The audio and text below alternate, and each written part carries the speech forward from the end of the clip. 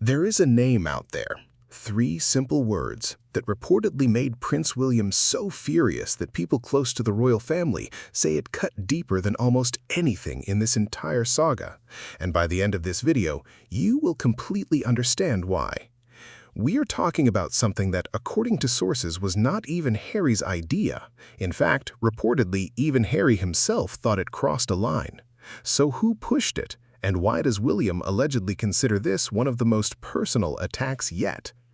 Stay with me, because this story has layers, and the final piece is something most people have completely missed.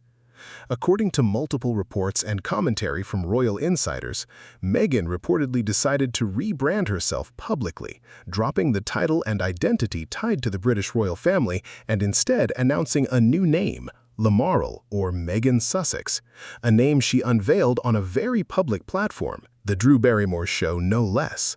Now, I want to be fair here. On one level, you could argue a woman rebranding herself is entirely her right. I get that. But here is where it gets complicated, and honestly, where I personally found myself raising an eyebrow so high it nearly left my forehead. According to sources, this was not just a casual name choice. The name Sussex carries enormous weight. It is tied to a legacy, to a lineage, and most critically, it is tied to the memory of Princess Diana, William's mother. And allegedly, that was not an accident. Now, before I go further, let me be very clear. None of this is officially confirmed by the palace, and we are working with source-based reporting and commentary here. But the picture that is being painted, if accurate, is a remarkable one. Because here's what reportedly happened next. Harry was allegedly dispatched, and I use that word deliberately because dispatched is exactly how it sounds, to visit Charles Spencer, Diana's brother, at his historic estate, reportedly to seek some form of endorsement or blessing for this name transition. Now, I have always found Charles Spencer to be a genuinely grounded individual, someone deeply connected to Diana's real legacy and fiercely protective of it. And according to reports, that endorsement, it did not happen. Harry reportedly came back empty-handed. I mean, picture that for a moment.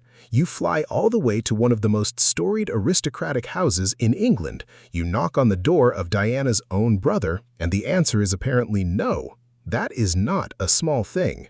And sources suggest that the fallout from that failed visit was significant, not just diplomatically, but personally, particularly when it came to the relationship between Harry and Meghan. According to the reporting, Meghan was not pleased, and apparently there were arguments. Now look, every couple argues. I'm not sitting here pretending otherwise. But when those arguments are allegedly tied to a diplomatic mission involving the memory of Princess Diana and a royal legacy, it moves into a completely different category. Meanwhile, William was reportedly already aware of the intent behind this name push, and according to sources, was deeply upset. And honestly, I find that entirely understandable. Think about it from William's perspective. His mother is gone. The memory of Diana is something he carries every single day. And here, allegedly, is an attempt to effectively co-opt that name, that identity, for what sources describe as a personal rebranding exercise. Even setting aside all the other tension in this family, and there is plenty of it, this particular move reportedly hit William in a place that goes beyond royal protocol. It goes to something far more human: grief, memory, and the feeling that someone is using your loss for their benefit. That is not a royal issue, that is a human issue. And I think most of us, regardless of where we stand on the Sussex situation, can at least understand why that would sting. Now, here's where the story takes yet another turn, because apparently even Harry had reservations. According to sources, this name strategy was, at its core, Meghan's initiative, and Harry reportedly found it a step too far. Which raises a question I keep coming back to. At what point does loyalty become something else?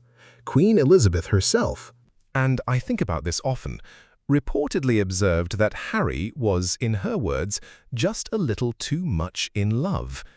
Now, that is an extraordinary phrase from an extraordinary woman. It was not cruel, it was not dismissive, it was the observation of someone who had seen a great deal, who had lived through enormous pressures, and who understood what it looks like when someone loses their own compass in the fog of a powerful relationship. And Queen Elizabeth, let us remember, had personal experience to draw from. Her own husband, Prince Philip, was someone she was deeply devoted to, and she understood the difference between love and what happens when love starts making decisions that reason would not. I think that phrase, "too much in love," is one of the most quietly devastating assessments any monarch has ever made about a member of their own family. And based on the reporting we are seeing now, it is hard to argue she was wrong. What makes this entire chapter so difficult to watch, and I genuinely mean watch, not in a celebrity drama way but in a human way, is that there are real people involved here. William lost his mother young, in one of the most public and traumatic ways imaginable.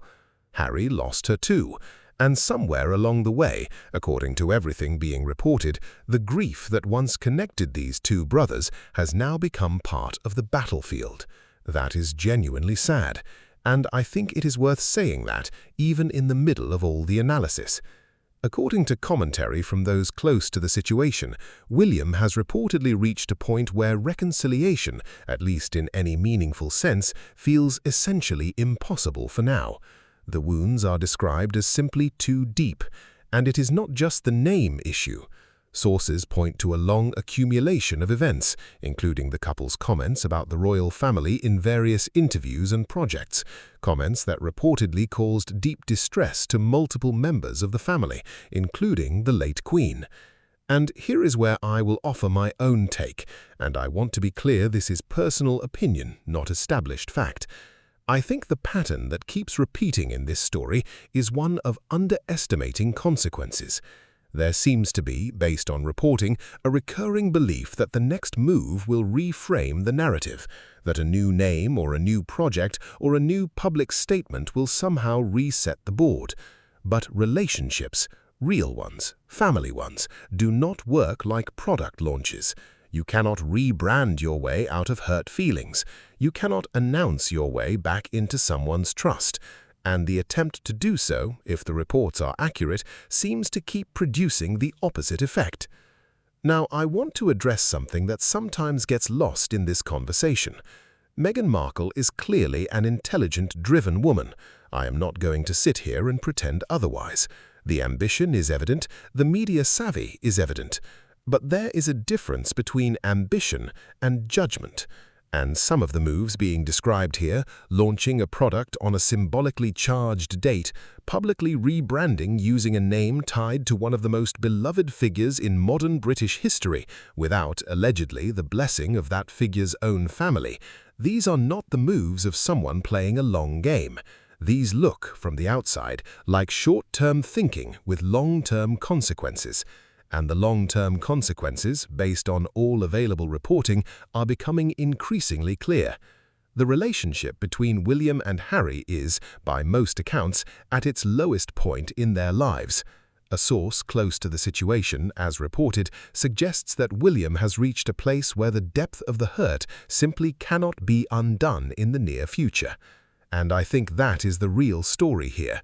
Not the name, not the branding, not even the Spencer visit. The real story is about two brothers, shaped by shared loss, now separated by a series of decisions that, according to all reporting, neither one of them can fully walk back. Whatever your view on the individual players here, that is a genuinely difficult thing to sit with. And it is why this story keeps mattering, not because of the titles or the tiaras, but because underneath all of it, this is a family that fell apart, and no rebranding exercise, according to every source tracking this situation, is going to fix that anytime soon.